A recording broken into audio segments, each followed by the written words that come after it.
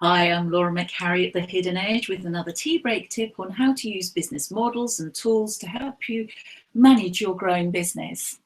Today, we're looking at how to use Egan's shadow side theory and Johnson et al.'s stakeholder mapping model, two for the price of one. Both really useful for looking at the different approaches you might take with stakeholders in your business when managing growth. So let's have a look at Egan's shadow side to start with. Gerard Egan argues that different approaches need to be taken to manage different stakeholders within an organisation. He characterises the 9 stakeholders as follows. Allies. These are those who, if encouraged sufficiently, will support you. The adversaries. Those who oppose you and your agenda. The voiceless. These are those who have little or no power to support or oppose the agenda for change. Bedfellows. These are those who support the agenda but may not yet trust you. Partners. These support the agenda for change. Opponents. Those who oppose the agenda for change but have nothing against you personally. Loose cannons. These are those who have no idea which way they will jump. And the fence sitters are those whose allegiances are unclear, even to themselves. And finally, the fellow travellers are those who support the agenda for change, but not necessarily you. Egan describes the working on the shadow side as a way of dealing with stakeholders who can't be dealt with using the organisation's usual practices. Partners and allies need to be kept on side, whereas opponents and adversaries may have to be discredited or marginalised.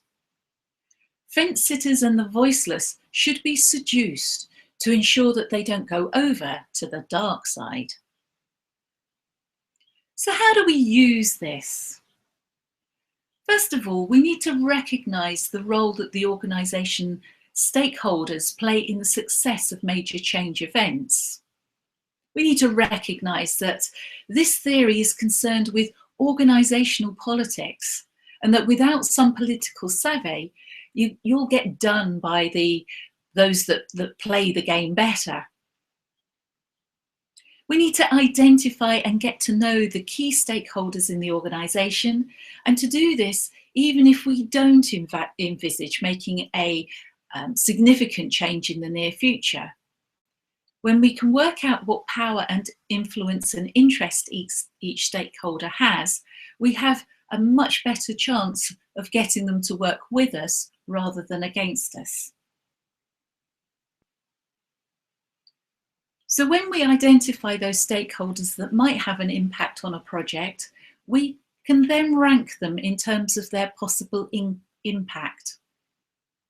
The stakeholder with low power and low interest needn't take up too much of our time.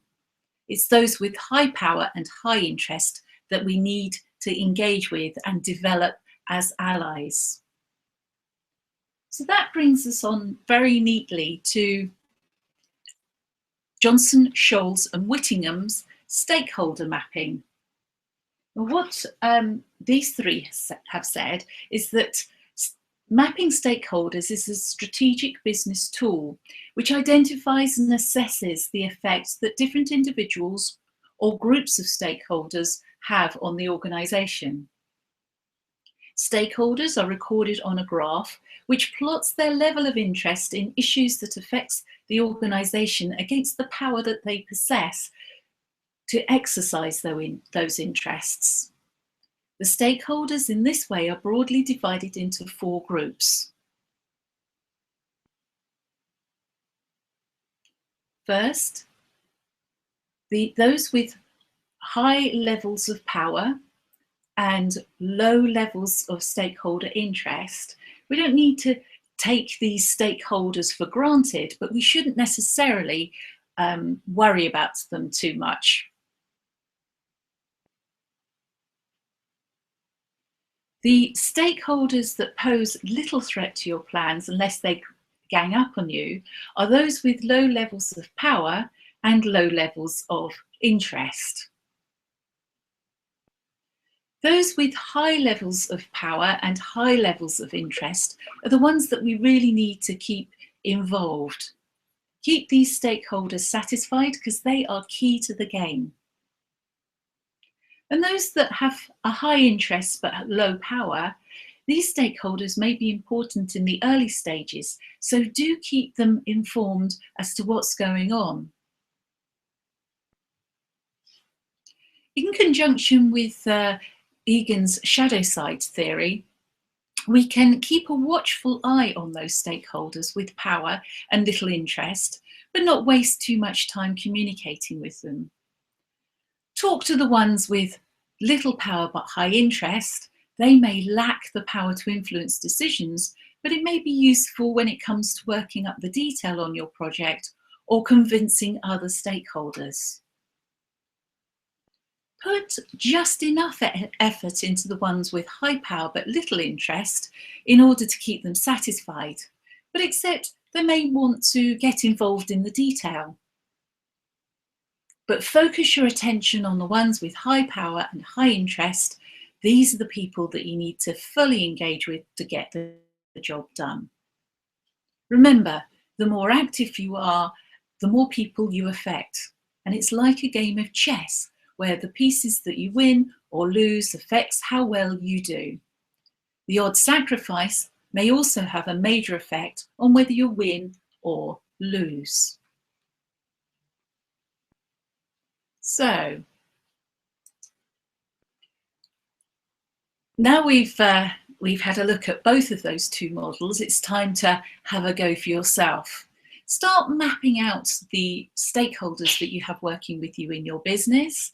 And if you want the downloads, please go to the Hidden Edge website where you will find them, and do share your stories there too. I'm collecting stories to support these models, and anything that you have where you've used in the past or you currently find you have found it useful would be great to share with other people.